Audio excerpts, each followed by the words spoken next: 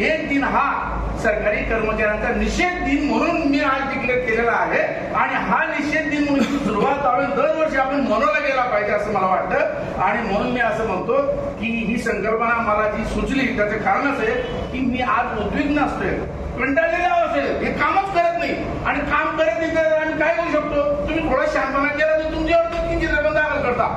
सरकारी कामात काय फरक आणला म्हणजे त्यांची कमीत कमी मला वाटतं 22 कायदे असे बोर्ड लावले, पण असं एकही बोर्ड नाही की शेतकऱ्यांची मोजणी इतक्या दिवसात होईल, शेतकऱ्याला 7 तारीख किती दिवस होईल, हे नाही. म्हणजे ज्या कामासाठी त्यांना नोकरी ठेवलंय, आमच्या घरातून त्यांना पगार दिला जातो, ते काम तर करत नाही, उलट शेतकऱ्याला कुणीला साबित करण्याचा प्रयत्न करतात. असा अनुभव आम्हालाही आलेला आहे, असा गुप्ताजीला आलेला आहे, असा गुलाबसिंग पाटलांना आलेला आहे.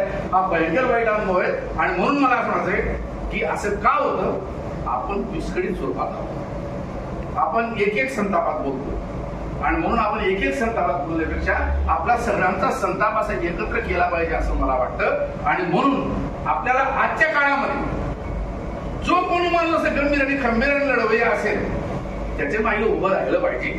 तुम्ही कधी कधी म्हणता गीता वाचता, मी गीता वाचतो, तुम्ही कृष्णाचं मदत केली असती, मी रामाला मदत केली असती तेव्हा राहिलो असतो, मी कधी गांधीजीच्या काळात राहिलो असतो, मी पण जेलमध्ये गेलो असतो. अरे पण नारायण भाऊ, तुकाराम भाऊ, आता मी तुमचा हिरो आहे ना, आता मी बघतो आहे ना हिरो,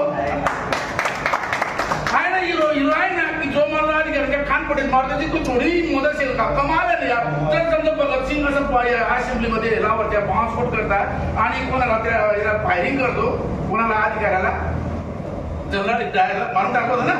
हा मग भगतसिंग तुमचा आज मोठा हिरो आहे. अरे काय दीपक गुप्ताच्या त्या टोन मध्ये भगतसिंगचं गाणं आहे, रंगत शक्ती मेरा चोला. अरे मग काय भगतसिंग करणं म्हणजे झालं नाही का. नाही, भगतसिंग अनुकरण करण्याचं साधन आहे. भगतसिंग आमचं दैवत आहे. असा राग ज्याला आला त्याला आपण दैवत मानतो. असा राग तर आपल्याला बी आला पाहिजे. कधीतरी आपण भगतसिंग झालं पाहिजे, कधीतरी आपण राजगुरू, सुखदेव, सावरकर, सुभाषबाबू अशा रोल मध्ये आलं पाहिजे, कधीतरी गांधीच्या रोल मध्ये आलं पाहिजे. म्हणून माझ्या काळामध्ये मला असा अभ्यास आला की बच्चू कडू जरी आज आमदार नसले पण मी असे अनुभवलं आणि तुम्ही पण अनुभवताय. मी काही तुम्हाला आजीबाई सारी गोष्ट सांगत नाही. हा माणूस ज्या ठिकाणी जातो त्या ठिकाणी त्याची भीती निर्माण होत असते. त्याचे कारण बच्चू कडू दिल से भी साफ है, दिमाग से भी साफ है.